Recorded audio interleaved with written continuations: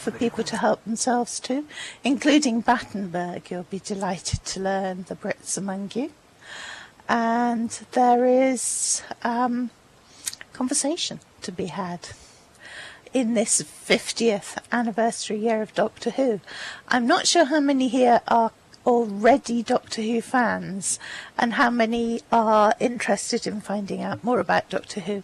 I suspect we're probably leaning more towards people who are already fans and who are looking for a good chat about the show. Yes.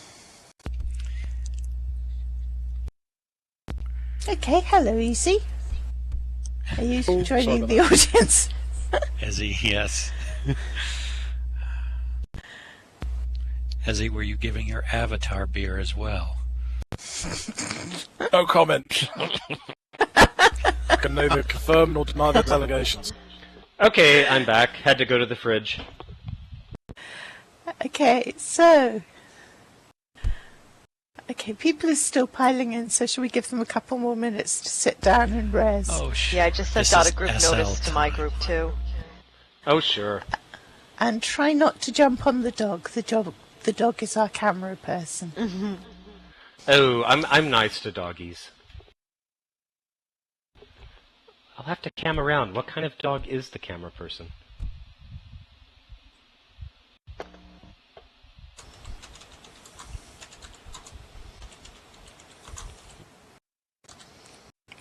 I'm not sure. I think a mongrel. She can probably tell you herself what she is. They make the best camera people, mongrels.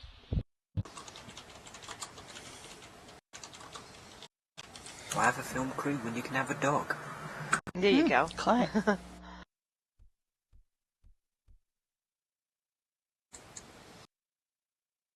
Bad choice of a dog camera person, Greyhound. I've owned several. They see something run by and they're gone. You lose that big shot. Tempting, very tempting. Yes. That's why they're not used as seeing eye dogs, I'm sure. Although that would be hilarious to watch. Okay. Speak for yourself. I don't care I'm to watch having a my wife major get... crash. Good point, Sin. Very good point. Okay, no, I think I'm back, but that was big. I'm not sure how. I think I'm going to have to do a reboot. Back as soon as I can. Okay? If you want to... Victor, do you want to start without me? Huh? And I'll come back as quickly as I can. If you want to lead off without me. Just no pressure then at all. Thanks for that, Saffia. Okay, I'm sorry, this is a reboot, so it's going to take me about 5 minutes. Okie doke. Thanks.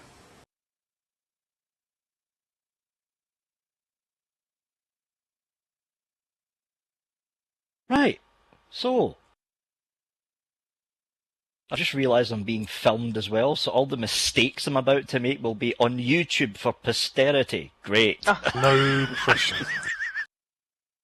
I'd like to welcome everyone to the Doctor Who discussion panel here at the Second Life 10th birthday auditorium. I'm looking around and I'm seeing that we're mostly packed out. Mostly packed out with people who are already Doctor Who fans, but a couple of names I don't recognise. But I'm guessing you're here because you've probably heard of Doctor Who, watched a couple of the classic series, or in the case of me, you've basically watched everything. The 50th anniversary is this year. November 23rd. In 1963, an old black and white TV show popped up on BBC One, and a legend was born. I don't know what direction Saffia was going to take this discussion at the beginning, but for the beginning of it, I think what we'll do is concentrate on the show itself, and maybe later on, when Saffia's back and knows how to direct things a bit better than me, we'll end up talking about Second Life when it comes to Doctor Who at first. First things first, big announcement. Matt Smith leaving. Sen, shock or not? Not a shock at all. kind of figured it. As a matter of fact, the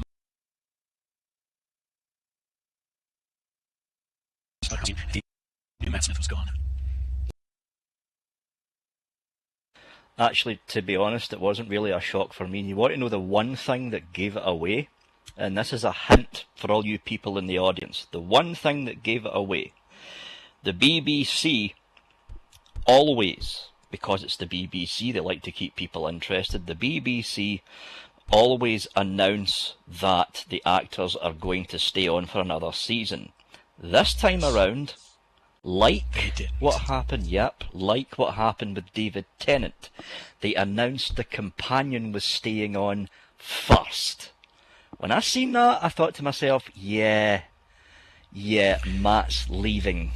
Someone mentioned that they're surprised Muffet is staying. Actually, I'm going to get a bit geeky here, and if any of you listen to the podcast that I'm in with some other SL people, you know that these types of rants are pretty typical for me. I'm not surprised Muffet is staying on. I know why he's staying on, because there's something he wants to write. Vic, do you know what it is he wants to write?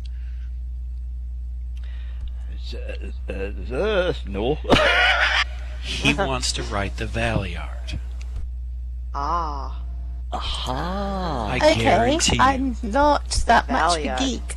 What Okay. is the Valeyard? Let me explain. It was basically a throwaway line that any show that's been on the air for more than 5 or 6 years has these things come up.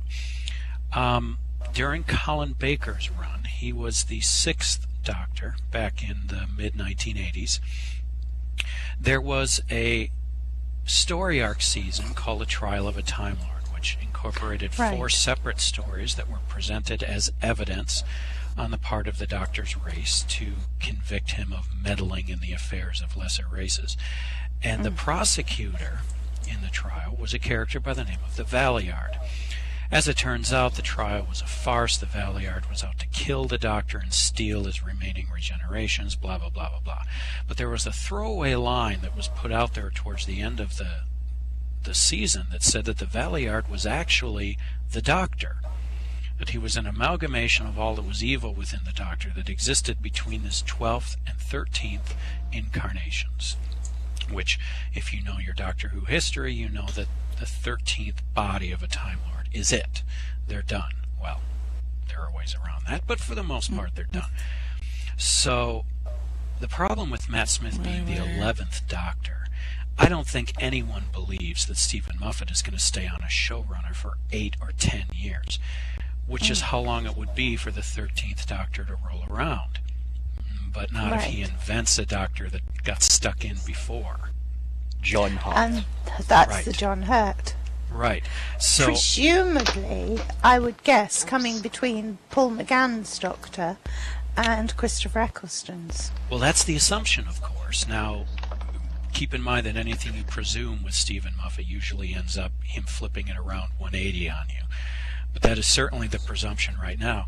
Wherever he fits in the Doctor's history, that makes Smith 12. And that means that Stephen Moffat gets to write the Valeyard. And I bet he does. And it also I'm saying means, it right. Yeah, I'm saying it that's right now on tape. He's going to write the Valeyard. Oh yes, this is being recorded and will be out there for posterity on YouTube before we are done. Well, fairly soon after we are done.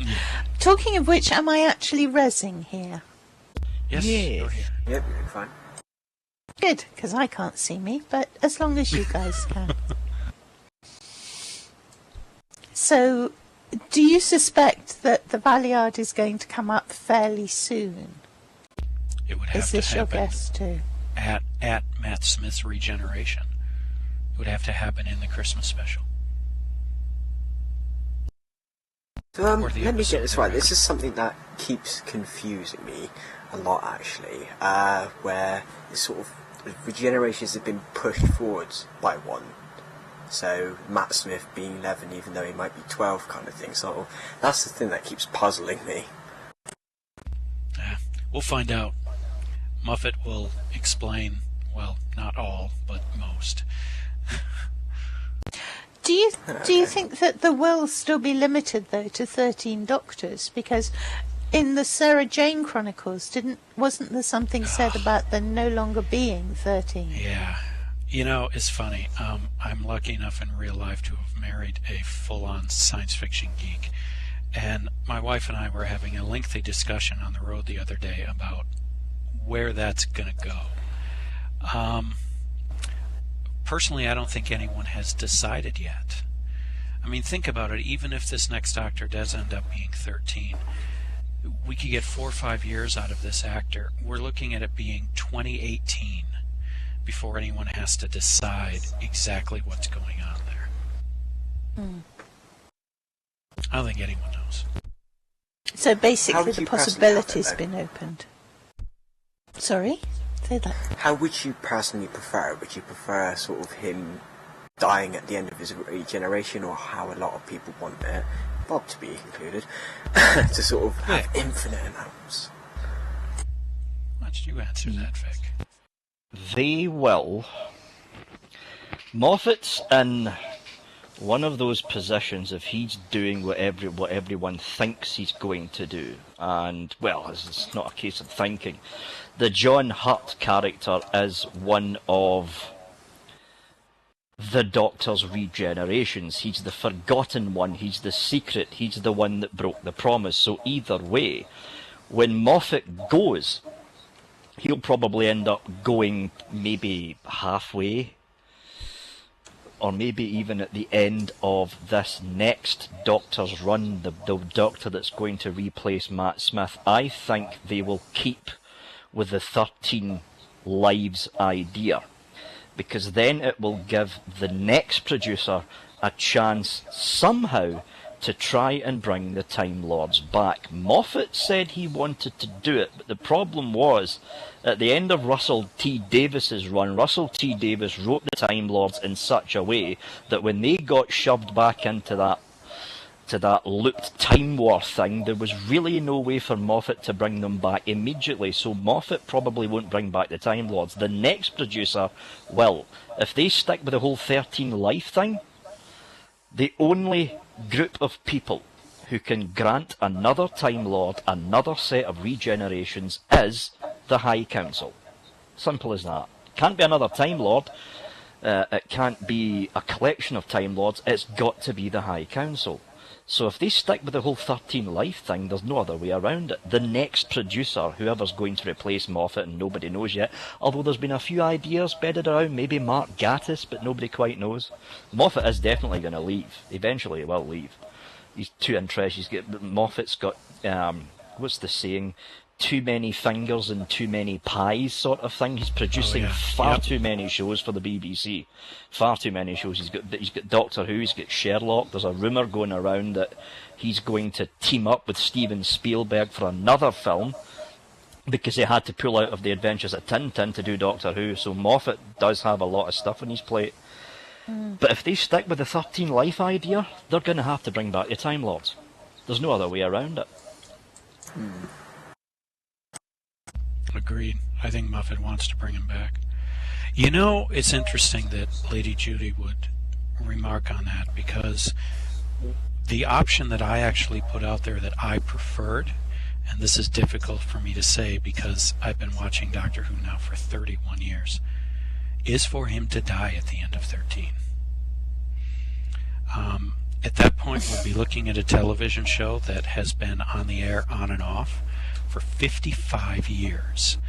Now, notice that I didn't say I think Doctor Who should go off the air. But there are other ways to tell a story besides having the Doctor at the center of it every single episode. And I wouldn't be against the idea of telling a story set on a new Gallifrey or Gallifrey come back or whatever, where the Doctor is retired. You don't have to kill him off.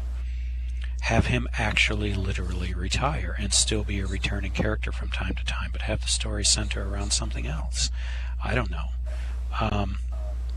I hate to even bring up the term prequel, and I say that because I think the Star Trek universe was far more ripe for a prequel than the Doctor Who one is.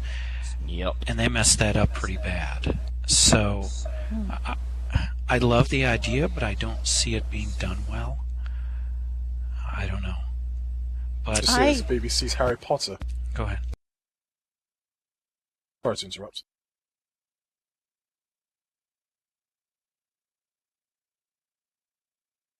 I saw an interesting idea from Baird, the Doctor's clone daughter spin-off. That could be quite fun. Ah, Jenny. Oh, the daughter of the Doctor, of the granddaughter of the Fifth Doctor, and all. Yeah. Yeah, very confusing. Oh, No, the real daughter of the Fifth Doctor, who was the daughter of... who's married to the actor who Who's played married her to the- father, and yeah. But still a fascinating character. Yes.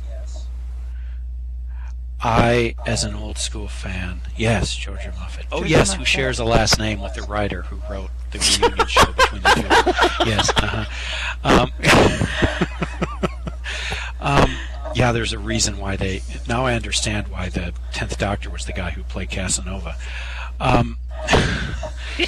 So, yes, I don't mind the idea of that. However, I have to say, as an old school fan, I would love to see a Romana series.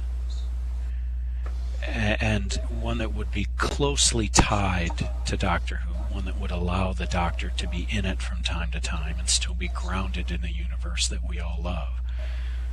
A true Time Lord. I'm going to throw something out here, Oh, great. which will Here we go. totally lose and befuddle everyone who was not into McCoy's tenure. McCoy's the goody. Forgotten Doctor, unfortunately. One of my I'm going to throw favorites. something into the pot here. Stephen Moffat is following the Cartmel plan. Yes. What is the Catmel plan? Cartmel. Yes. Andrew Cartmel. Andrew Cartmel was the person who was going to basically become the showrunner at the back end of what would have been Sylvester McCoy's last couple of seasons. Now, if you watch the McCoy season progress, the very end of the classic series, you will notice that McCoy's Doctor became darker and darker and darker, and that was the influence of Andrew Cartmel, who wanted to spin the show around and turn it into the sort of series it used to be back in the days of very early Hartnell. I mean, you need to remember here, Hartnell. William Hartnell, everyone looks at Hartnell and goes, oh, the grandfather figure, he's nice. You look at the first two seasons of the original series of Hartnell and you will see a Doctor who was more than prepared to murder one of his own companions to get his own way, who was more than prepared to ditch his companions at the earliest inconvenience to get his own way. Things changed with Hartnell when, number one, the writers were changed, and number two, that TARDIS episode came out, the one I like, Edge of Destruction Send. That's when things started to change. That's when Hartnell became more grandfatherly-like. But Cartmel's plan was to twist the Doctor around to make him something more than just a normal Time Lord. And the plan would have seen, at the end of McCoy's run, McCoy to regenerate into what would basically be the Valyard that we seen during Baker's run, to turn the Doctor into more shades of grey, leaning towards the more evil side of the early Hartnell incarnation. And the one telling factor that Mr. Moffat is following this whole plan is the Doctor's hidden secret. The Doctor that wasn't a Doctor. That whole John Hurt thing, that was first thought up by Andrew Cartmel. but the whole plan was shelved when the original series was cancelled, so Cartmel never got the chance. Thank you, Mr. Michael Grade, you idiot. Yes, please make sure that's recorded.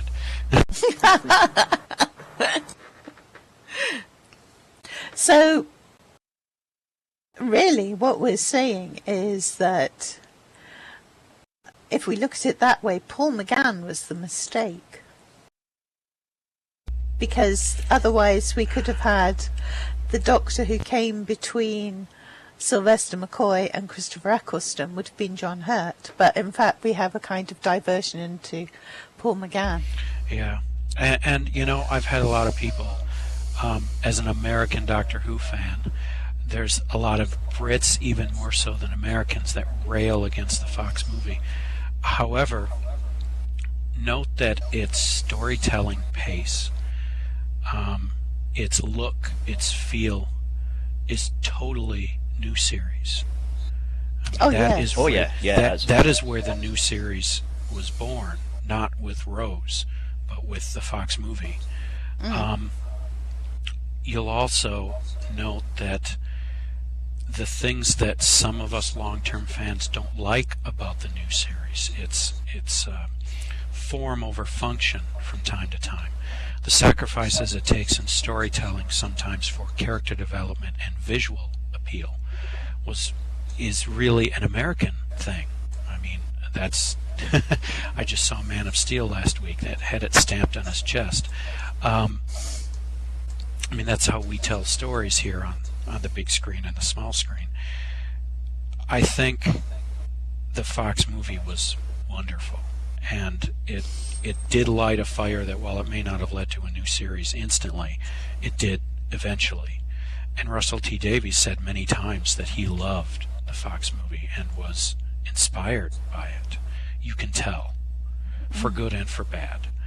But yes, I agree with Vic. I believe that Stephen Moffat, however, is getting back to a plan that was shelved and not taken up for the Fox movie. There was discussion of doing that. I have read the original script that was pitched to Fox, and it was very much the Cartmel plan. It was actually the Time War on screen that was the original script pitched to Fox. It was to take place on Gallifrey and would have seen what was basically referred to as the final day in that RTD episode. That would have been the Fox movie originally. But they didn't like it. It wasn't. It was too grounded in Doctor Who canon, although it wasn't. I mean, it was just a war, you know. But yeah, I don't know. I think it would have been a better way of introducing the characters than what we got. And I think that was the mistake. When you look at Rose, which was a fantastic pilot for a new series, it told the perspective, we saw it through the eyes of a human, and it brought back an old Doctor Who villain. It introduced the Time War. It did all of these things, and yet I don't think any of you new series fans in the audience felt lost by Rose. Yeah, Rose was good. Rose was great. It was a great little tidbits for the classic series fans to let us know right off the bat that they were honoring canon, and yet I don't think that anyone who came in with that episode was lost. That could have very easily been done, and the proposed script that I read did exactly that. It brought a human companion into the Time War and introduced us to the Time Lords and the Doctor basically in a compressed movie format because of that. For those of you that saw Superman Man of Steel, all of the stuff at the beginning where we watched, and if you saw Superman the movie, the destruction of Krypton is used as a vehicle to accelerate our introduction to the character of Superman. And that's exactly what the first script did with the Time War. it used it as a compressed method of introducing us to the Doctor Who universe, and I thought it was wonderfully well done. But maybe Moffat will do that now, almost 20 years later. God, I feel old.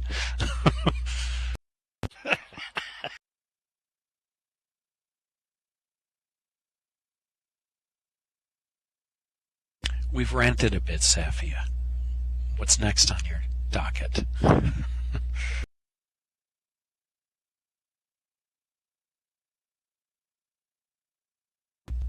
Uh-oh. Saffia's dot is gone. That's because Saffia has crashed. Saffia crashed. Okay, let's Moving on, Vic. let's look at the elephant in the room, shall we? There we go, that's better. I've been trying to avoid this subject because it will just cause a massive argument. Sen! We like Gonna this. picking you, since you're up here. Sen! Next Doctor. Who do you want to be, and who do you think will be the next actor? Or actress to play the role? Okay. First of all, I want to say this. From an actual standpoint of selecting a name, I couldn't care less. All 11, and now possibly 12, actors who have played the Doctor, most of them have come out of nowhere. True.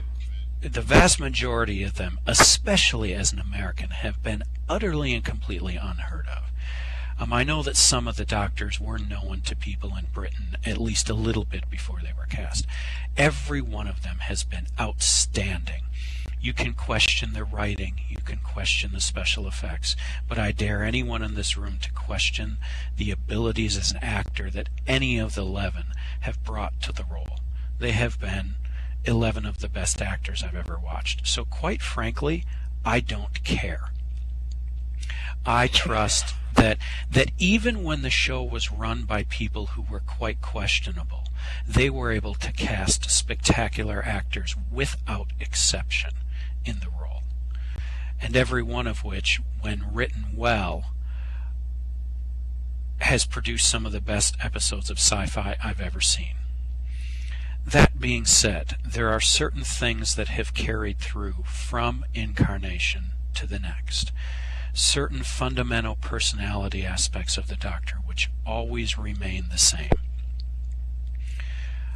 I believe, and you are free to yell and scream at me all you want, but I believe that the personality of the Doctor is male.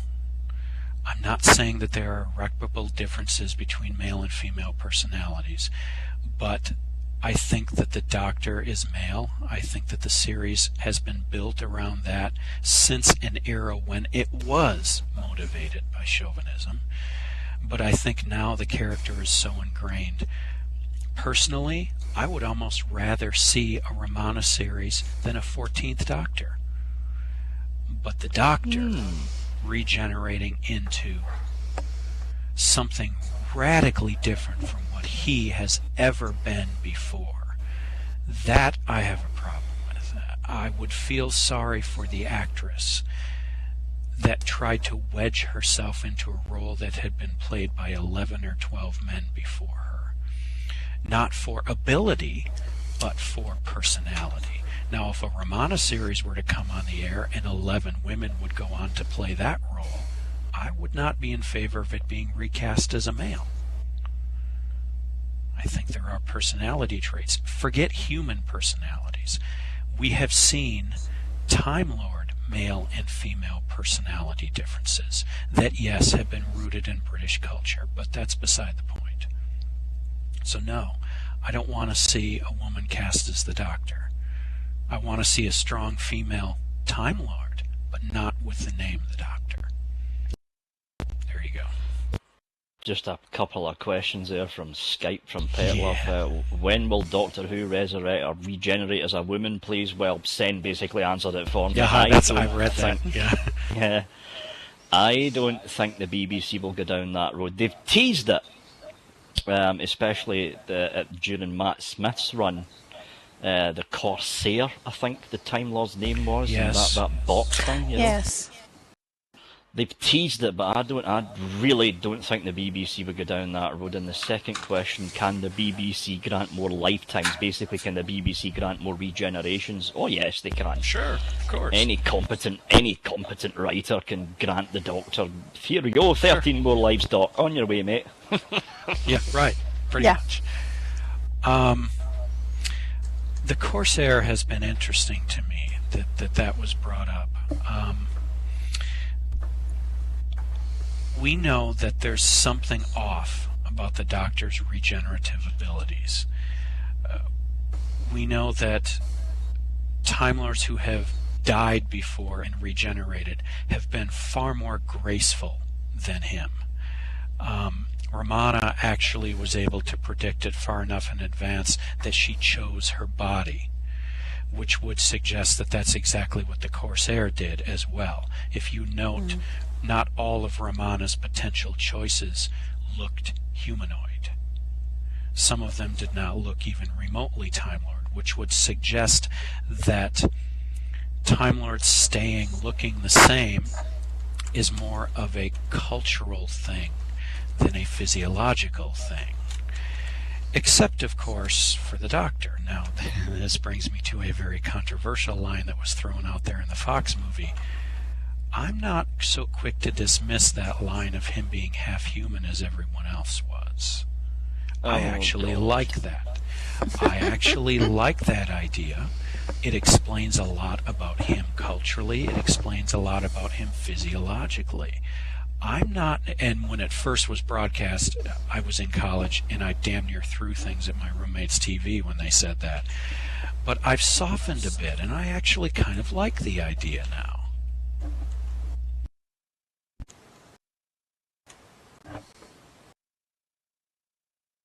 Yeah, me and you are going to have to disagree on that one, Sam. Oh, don't tell me it couldn't be well done. I basically look at the Fox movie and ignore about 3/4 of it. To be Fair honest. enough. So, Fair enough. let me ask a question. How many regenerations do we know that Ramona has had? We have only seen number 2. We know that when she first appeared on screen, played by Mary Tanda, she was in her first incarnation. We saw her regenerate into number 2, and then that was it. Now, even if you count the BBC, the Big Finish audios, and the novels as canon, that was still the Lalla Ward Ramana. That was number 2. Now, there are some people who... Yeah, go ahead, sorry. She has 11 more to go. There are some people, me being one of them, who believe that the mysterious woman in the background, when Rassilon stepped through onto Earth, I believe that was Romana. There's some people that believe it was the Doctor's mother or whatever, but I believe that it was Romana, and that would only guarantee 3. So there's a lot of time left there, no matter what.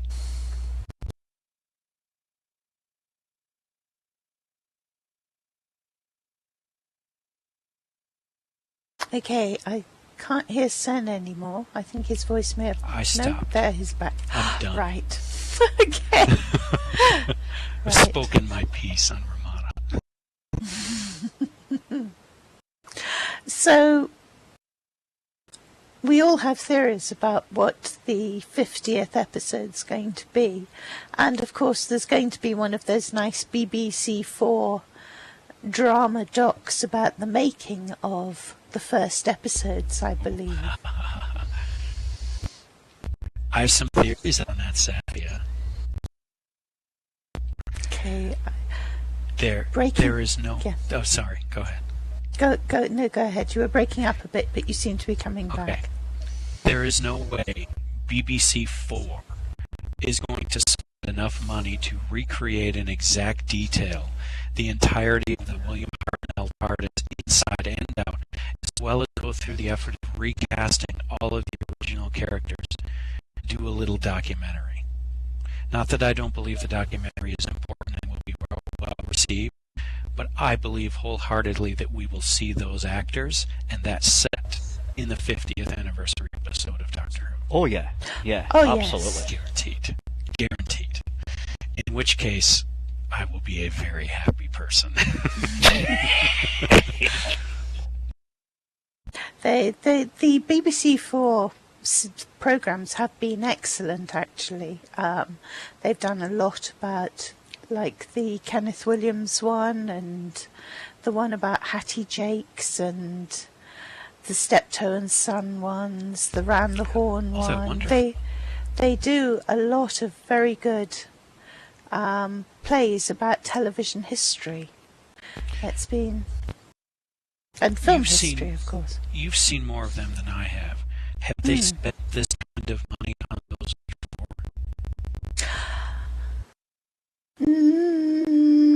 Not 'Cause really. that's- They've tended to spend most of their money when they've done these on getting absolutely crackingly good actors. Oh, fair enough. So they've had people like Michael Sheen playing Oh, Kenneth nice. Williams. You And he know, was just awesome. which raises the question of, we know that David Tennant will be in it. Fine. That's no big surprise. But if the first Doctor, recast, is also going to be in it, I have a hard time believing that it's only them. Very hard time believing that it's only them. And I could see a lot more. I think everyone wants to see an 11 Doctors reunion, but I don't see Stephen Moffat trying to cram that in. But I think something will be done. Well, they showed quite a lot of them in the last episode, didn't they? Oh, I loved it. I thought that was beautifully done.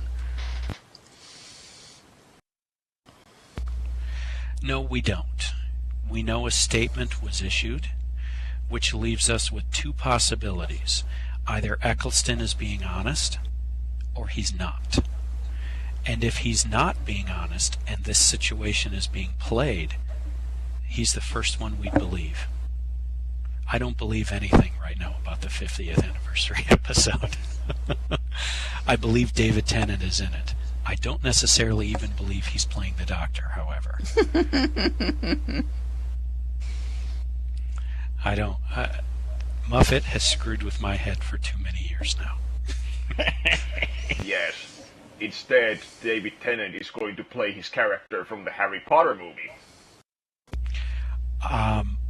We don't know if he's going to be playing the Doctor the Time Lord or the Doctor the Human.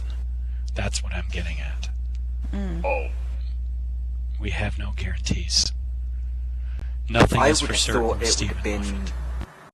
I would have thought it would have been him as the actual Doctor, because it was the TARDIS that was behind him, which was actually his box, not Matt Smith's box. I would think so as well. Again, I wouldn't put anything past Stephen Moffat. Yeah, could have done like a time crash thing. Which I loved, by the way. It was sentimental Yeah. drivel, and I loved Time Crash. Because Peter Davison is my Doctor, too. He was the first major Doctor Who actor I met in person, and he's a wonderful gent.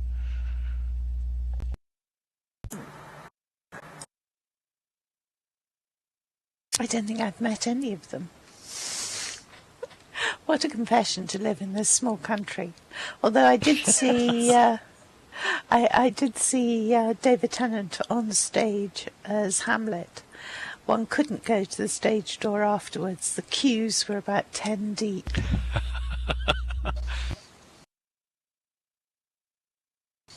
That was a Managed to see fairly Colin Baker early in a picture and all.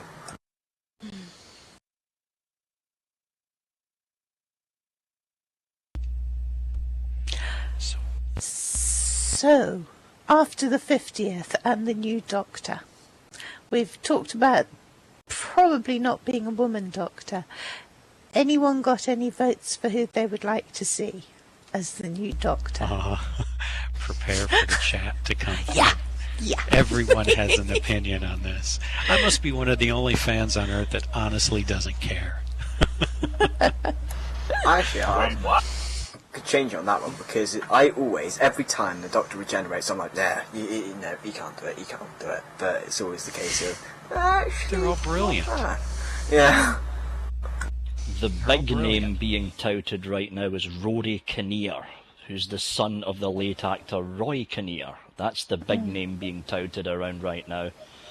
But we all know what happens. I mean, it happened when Tennant came in. Everyone was saying, it's going to be this, it's going to be that, and David Tennant sort of shot out of nowhere. The same with Eccleston, and it's the same with everything, just like Sen said, it's the same with every single, although the exception to the rule was basically the first three Doctors. William Hartnell, who was already an established film actor, Patrick Troughton, who was an established character actor in many series, and then John Pertwee, who was also an established character actor. After those three, the actors that followed playing the Doctor were relatively unknown. Okay, Tom Baker was in that Sinbad film that was made in the very early 70s, I think. I can't remember the name, The Adventures of Sinbad or something, but that was it. I mean, Tom Baker was working in a construction yard. He was a builder when he got news that he was accepted as the Doctor. And it was the same with, maybe Peter Davison. Peter Davison was a useful bit part actor. He was. When they walked on that construction site to cast Tom Baker, they really should have checked what was in his lunch flask, because...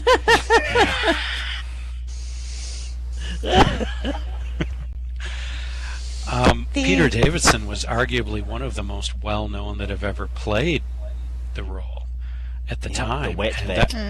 The Wet Vet. My favorite books ever. And even then, he was known for one role, which wasn't even technically the lead in the series. He was just a bit of a heartthrob at the time, but yeah.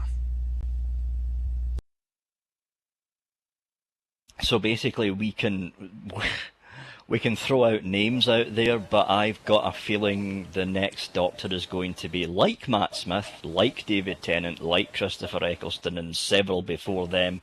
It's going to be somebody out from left field who we're all thinking, okay, number one, who is this person? And number two, why did Moffat choose them? And then basically, is he someone cheap so they don't need to pay them as a lot?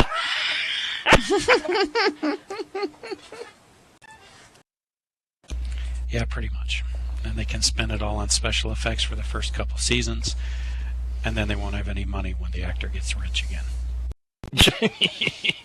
They don't have any money for the writing. I didn't know Big Pens cost a lot.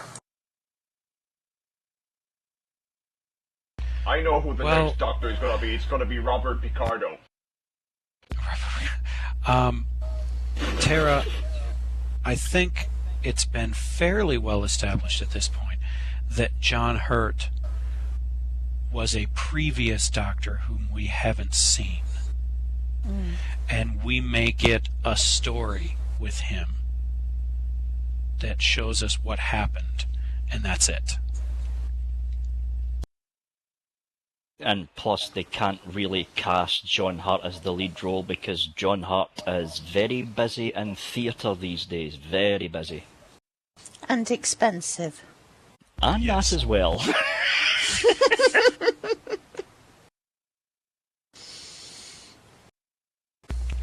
Hey, I'd be up for that, Ezzy. I think so too. I would love to see...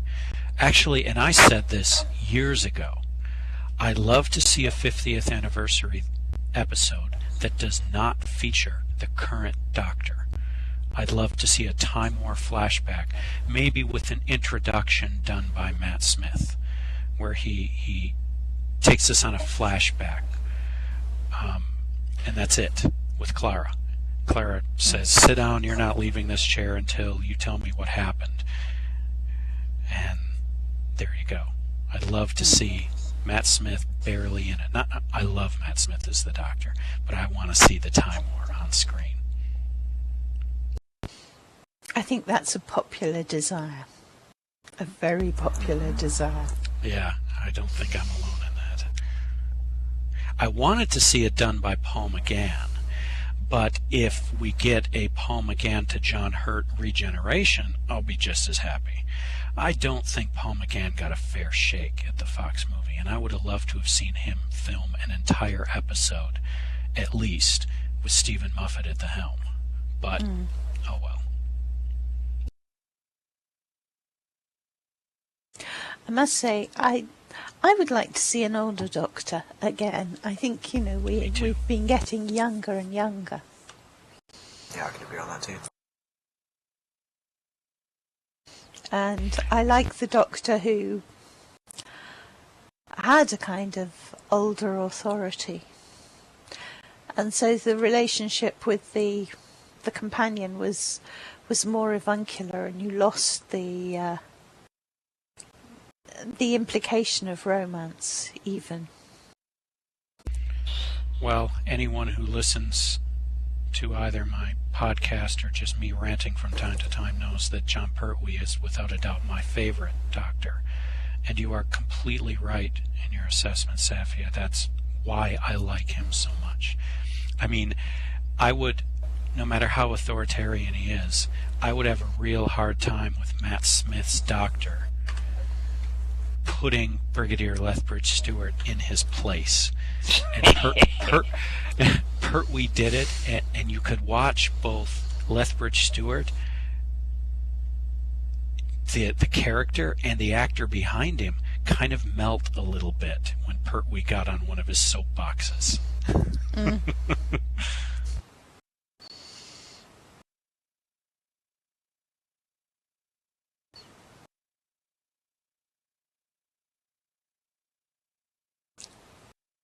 So we're getting lots of good things from chats. Yes. Which we haven't picked up. Count on Tets to throw one out there for us. Yeah. One has to say that John Hurt's role in sci-fi is iconic. Oh, yeah, Aliens. definitely. He was referring, of course, to Spaceballs, not to Alien. Yeah.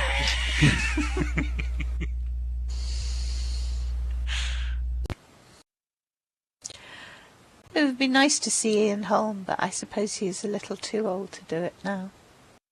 And he's busy in theatre as well, to be honest. Yeah, that's true. Okay, I still think of my favourite, Bill Nye. Not the science guy. No, not the science guy. No, not the science guy. Just lifting an eyebrow and people withering away. I would modify Ezzy's statement a little bit and say Patrick Stewart for the next Master. Oh, yes.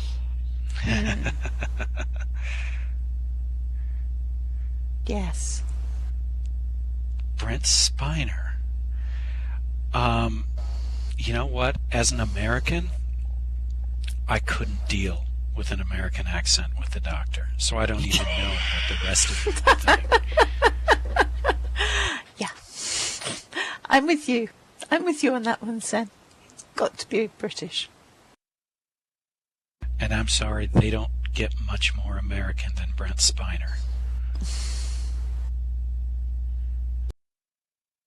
So I think we've basically covered everything we can with Doctor Who, the show. We've been talking about it for almost an hour now. Yeah. I'm noticing a few names in here I don't recognise, so let's talk about Doctor Who in this wonderful laggy world we call Second Life. Yay. Okay, so we have here someone who has built Doctor Who venues and led in previous years the Doctor Who Relay for Life team. Sitting on my right, and on my left we have one of the TARDIS builders, because Sen, of course, is the CEO of Hands of Omega, that builds some amazing TARDISes. Which of you wants to go first, talking about this? Doesn't matter. So, Sen, let's kick off with you and talk a bit about Hands of Omega. We've got another big talk, but the way that this is done this year, we can carry on talking for another Great. chunk.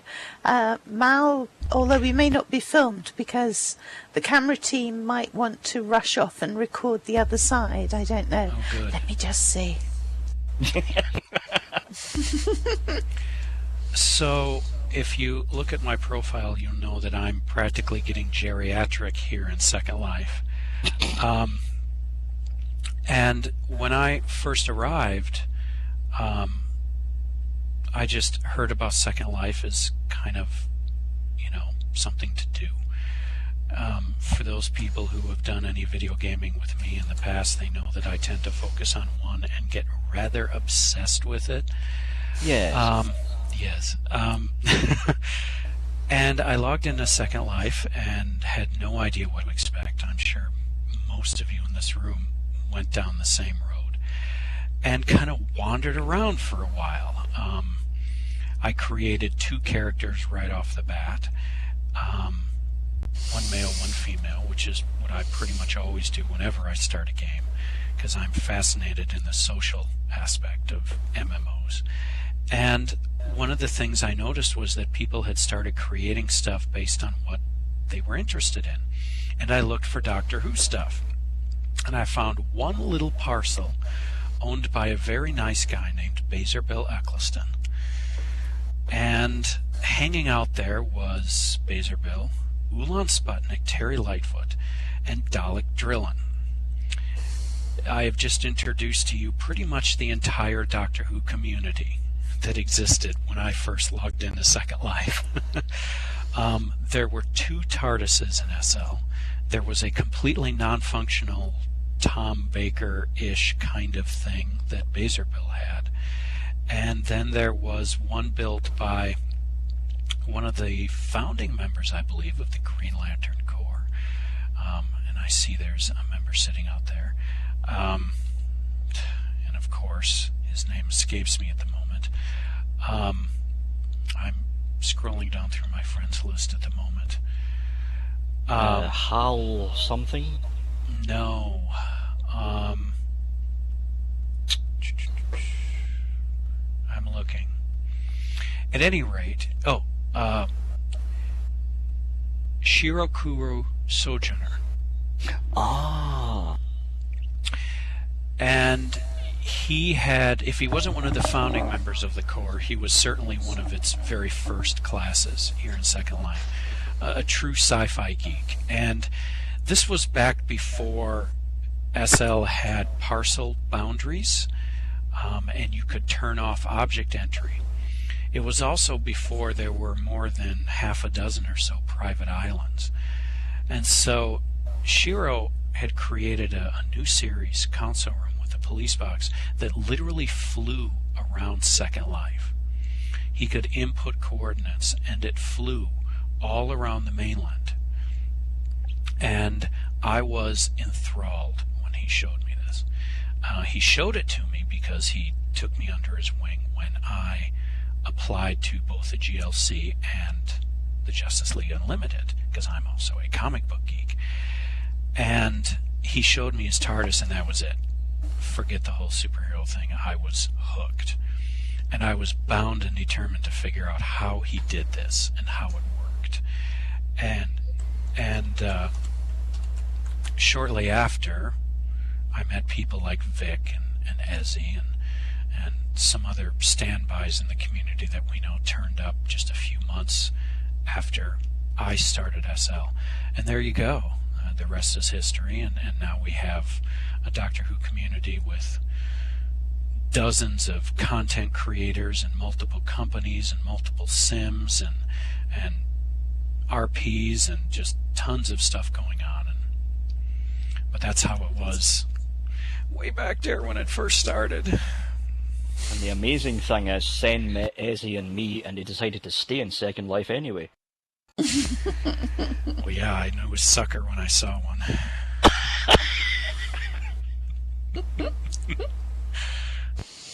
So tell us a bit about the TARDISes that you have. Well, it's interesting because, most of you that know me at all know that I'm a musician in real life. And I've found that good things are created when people set out to create good things. Not necessarily when they all sit down and say, oh, how can we make a bunch of money? And Shiro, who was kind of moving away from SL a little bit when I first met him, took with him the only functioning TARDIS that I had ever seen in any sort of virtual format, ever. And so I was bound to determine how to make it work, but I've never been very good visually. I've never had good spatial skills, and I've never had a particularly great eye.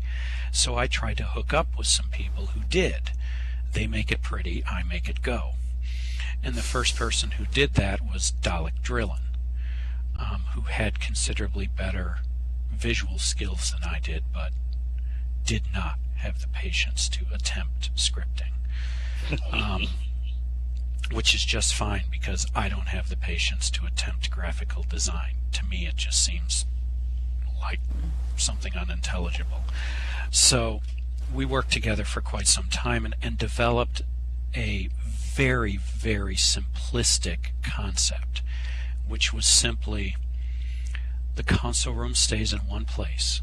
The exterior can be rezzed anywhere on the grid, and you teleport from one to the other. And if SL is functioning correctly, which I've seen once or twice in 7 years, then it should be a fairly flawless transition from interior to exterior. Now, you're never going to get that beautiful thing that you get in Novatech's TARDISes, where you walk from the exterior to the interior. The transition is fairly sloppy with Hands of Omega, but everything else is as close to the television series as the platform of Second Life will allow us to do. And now we're to the point where we have a database that contains just over 1,000 locations all around the Second Life grid, the vast majority of which are open to every member to share and to use, split up into multiple categories. You can use your TARDIS to go shopping, you can use your TARDIS to roleplay, you can use your TARDIS to just randomly land and meet other Doctor Who fans. You could arrive in any one of 90 different possible forms. You could materialize as one of 15 different police boxes, or an outhouse, or a functioning car, or a Greek pillar, or a spaceship, or you name it. And you step out, you have no idea what you're going to see or who's going to be there, and in spite of the fact that 7 years have gone by, I will still just kill some time and explore in my TARDIS. And there are times where I really feel like I'm exploring, like I'm on the show. And that's the only reason I still do it. I mean, the economy in Second Life is wonderful, but even for a company that's been around for 7 years, there's not enough money in it to warrant it. I just want to use them. I want to experience Doctor Who the way I want to. I want to be a Time Lord. It's a fun hobby. Yeah, Judy's exactly right. Governor Judy, who's the head of one of the most active Doctor Who role-playing sims in Second Life right now, the city of Alesti, she has a seat on the Time Lord High Council, as well as Victor here. We created the RP, which I know, Saffia, you've had Victor and I and Ulan speak extensively about in the past. We created actually, the role-play environment came first, and the functionality of the Hands of Omega TARDISes catered itself to the way the role-play was progressing. As more and more of us took our characters more seriously and wanted a more immersive environment, I felt like I was getting cheated, because as the person who made the TARDISes, I was too much on the inside to have fun with them. And so I endeavored to make them as immersive as they possibly could, so that even Ezzy and Dalek and Cobalt and me and Angus and all of the people associated with Hands of Omega, even us could get lost in the character if we so chose. So that's the TARDISes. I think it... Well, I'm certainly hoping. I've still got a TARDIS parked above my home in Corunum. I was hoping to get into it last summer, and then last summer got gobbled up by other things. So I'm really hoping that this summer I'll have a chance to get into the role play. Yeah. I've got a backstory all worked out. I know it's brilliant, I've heard it. Then on the subject of roleplay, Lore, I think it was Lore asked the question a while ago about do you think it's too segmented? That's the way it should be. Look, I'm going to make an overly generalised look at the other science fiction roleplay groups out there. Let's pick the obvious one, Star Trek, right? So you start in Star Trek as an ensign, you work your way. This is an overgeneralization. Any Star Trek roleplayers in here, please don't throw sharp pointy objects at me. Overly generalized to make it simple. You start as an ensign and work your way up through the ranks in a ship until you hit captain. That takes an awful long time. An awful long time. Because number one, you can't have too many captains running the same ship. Number two, you're basically role-playing in one sim, in one building, or in one ship. The Doctor Who roleplay is more conducive to split off groups.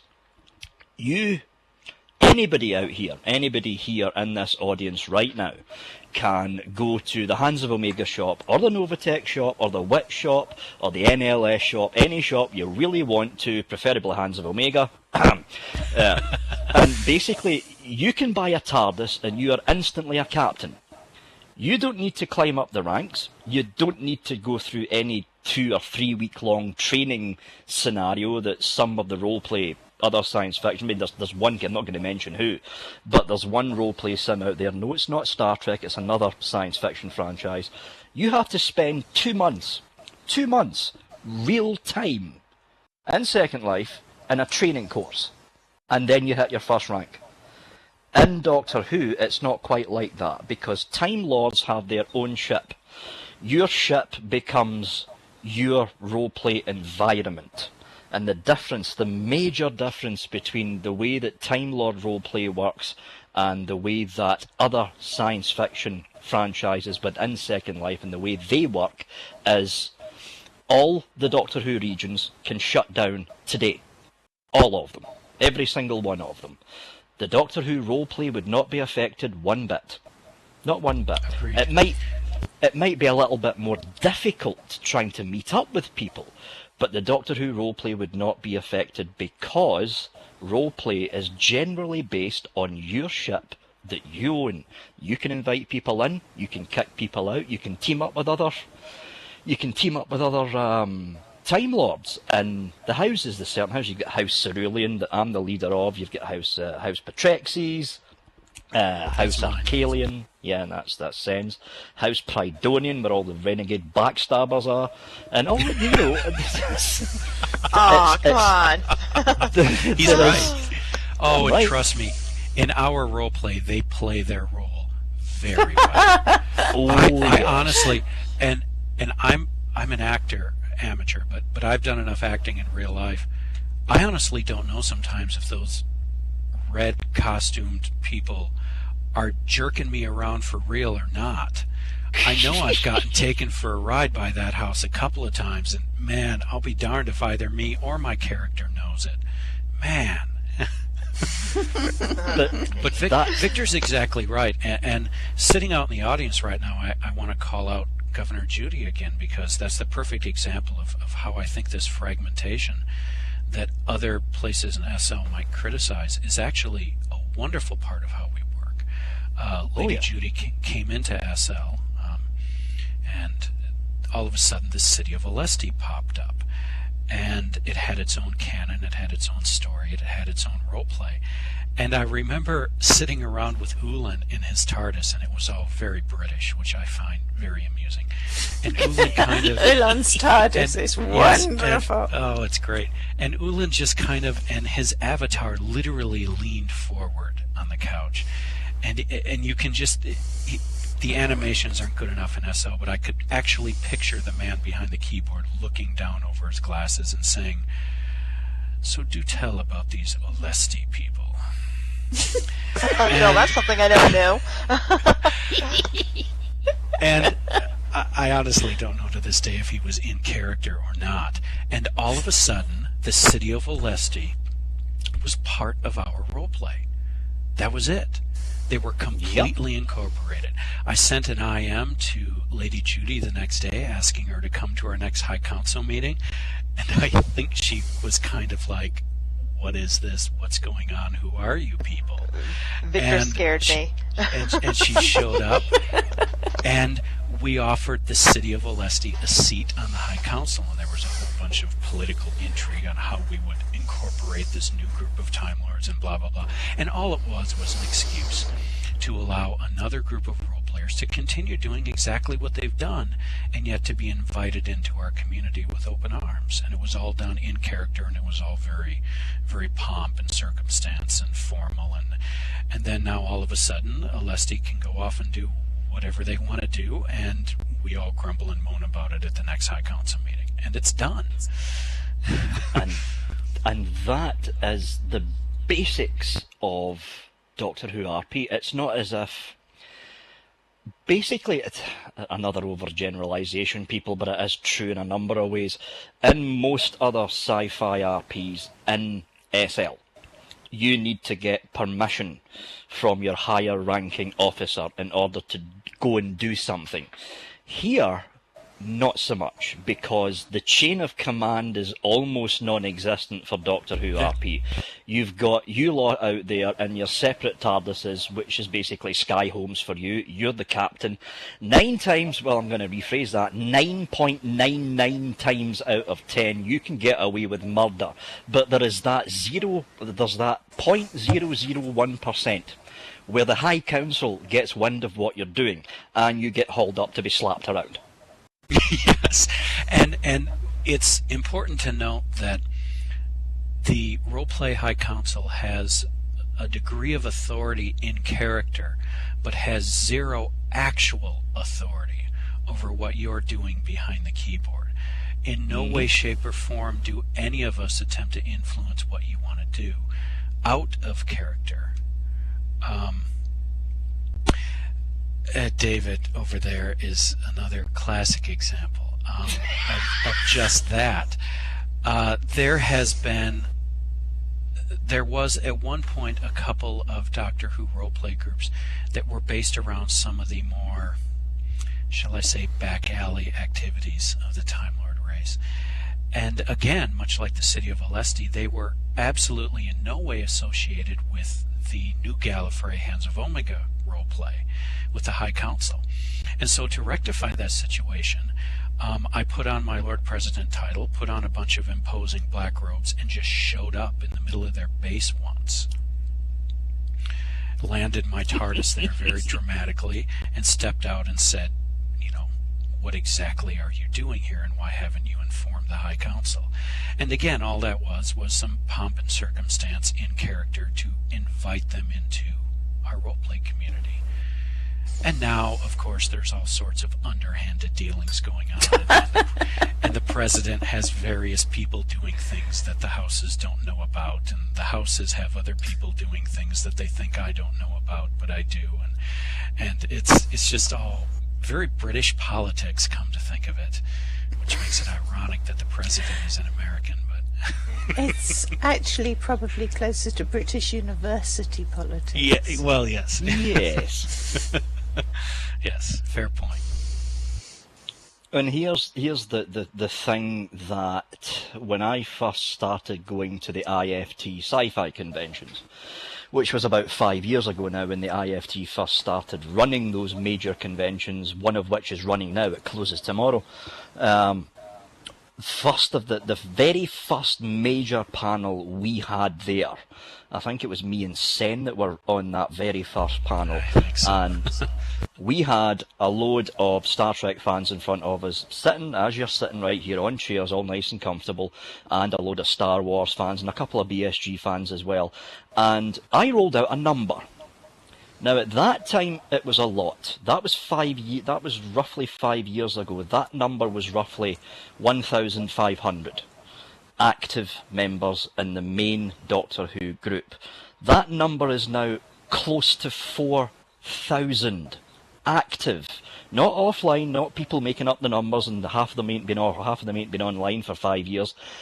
Close to 4,000 active Doctor Who fans, and the vast majority, well, maybe not the vast majority, probably about 3/4 of that 4,000 all have their own TARDIS. They're all out there using whatever TARDIS system they want to use. They're out there role-playing as a Time Lord, travelling to places like New Babbage, for instance, or travelling to places like Steelhead, or travelling to other role-play places that have got nothing to do with Doctor Who. But the good thing about time travel, or not so much time travel, the good thing about role-playing as a Time Lord, not the Doctor, just role-playing as a Time Lord, is you get the chance to fit in with your surroundings.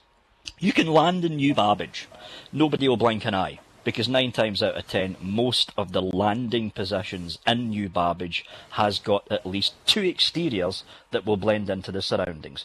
You can basically dress in Victorian clothes, step out of a old Victorian police box in the middle of New Babbage, and you will blend right in perfectly. Now, you roleplay as a Star Trek... Actually, I will say, studying my nails at this point, that a hell of a lot of the population of New Babbage are in fact Time Lords or their associates.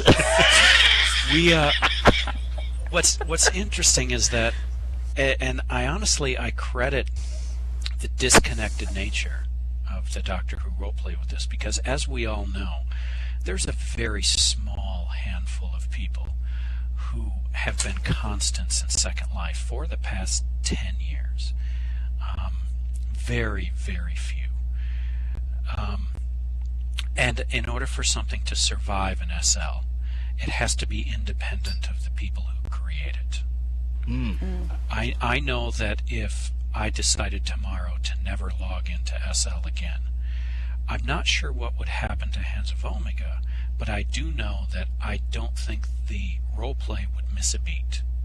There would be a new president in a fairly short amount of time, and I don't think a whole lot would change. And if SL is still around 10 years from now, I think the disconnected nature of how we do things, we kind of have permeated many, many areas of Second Life. There are Time Lords everywhere. Everywhere. There was a pretty major roleplay event about 3 years ago now, and it was with one of the large sailing groups in SL. A large roleplay group of sailing enthusiasts. If you remember correctly, there was even a group of something like 8 Sims created off the mainland just for sailing. And it was organized by one of those organizations. And I recall there was a big naval battle that was role-played. And it was 2 major sailing organizations who had these beautifully authentic, one of them was Victorian and one of them was futuristic. And they were all these beautiful sailing ships, and one of them had laser guns and the other one had cannons, and one country was invading the other. And the president of one of the countries was kidnapped by the captain of the ship and drawn out on the deck of the ship. And Dalek Drillin and Ulan Sputnik and myself realized while this was going on that we had a reser in the sim for the Hands of Omega TARDIS system. And so when the president of the sailing sim was literally bound up on the deck of this ship. We landed a TARDIS right in the middle of the ship, in the middle of their roleplay.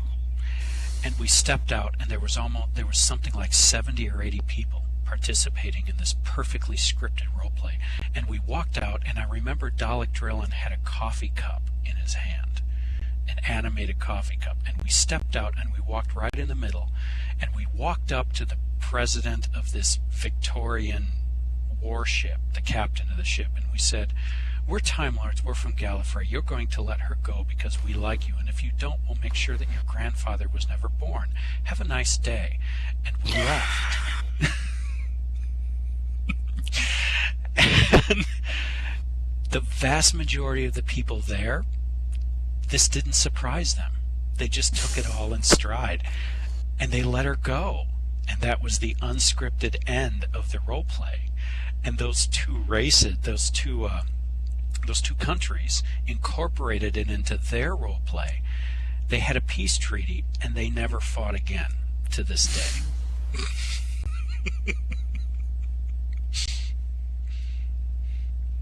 That's quite funny. I remember that role play. What's that? I remember That was that Saffia. role play. Oh, really? Small world. I guess I didn't even realize you were there. Oh, I was watching. Ulon invited me along. Oh, yes. That was a good time, wasn't it? Yeah.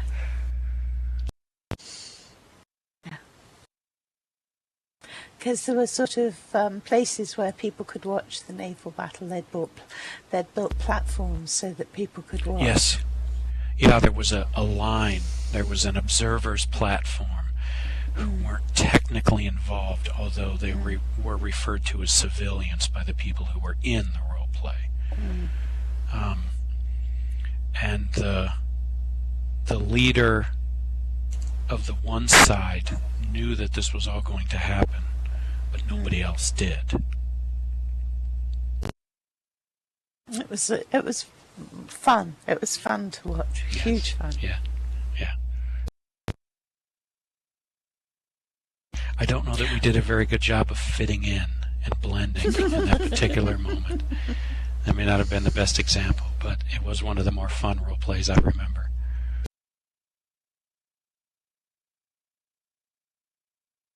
I think it's yes, it was quite fun. I've mentioned my TARDIS to a couple of people, and they've sort of said, "Oh," sort of steampunk people. Oh, yes, I've got a TARDIS too.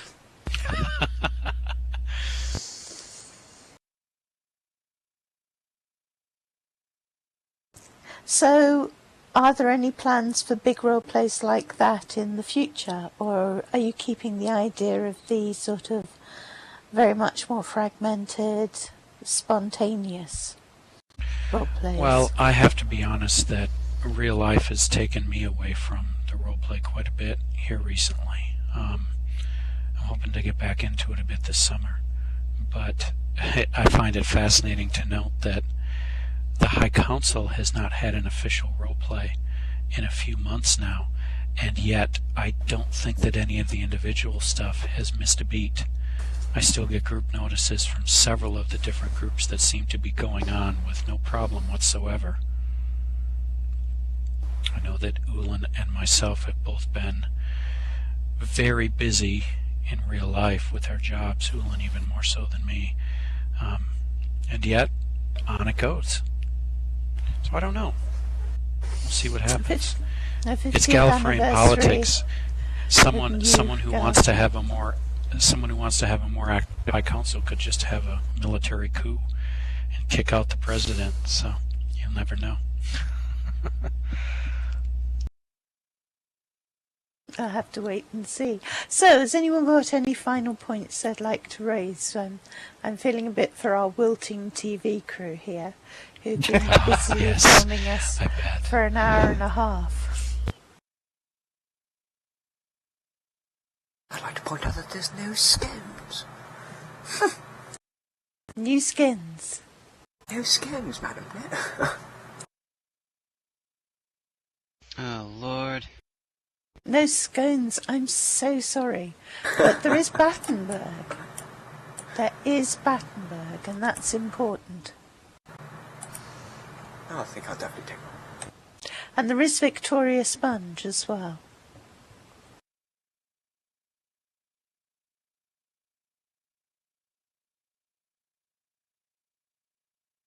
Philip, you are a scone.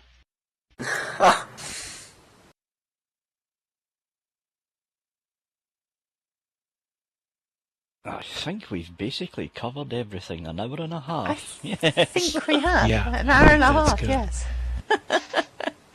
Okay, well, I'm going to say thank you very much to Sam Pixie and Vic Mornington. And thank you very much to my audience for coming along and joining in and being very lively and very friendly. And it's been great. Thank you so much. And look forward to meeting you all in the Who community. Yay. Thank you, Saffia. Thanks, Saffia. Will you guys be doing the relay auction again this year? No, the RF, the Doctor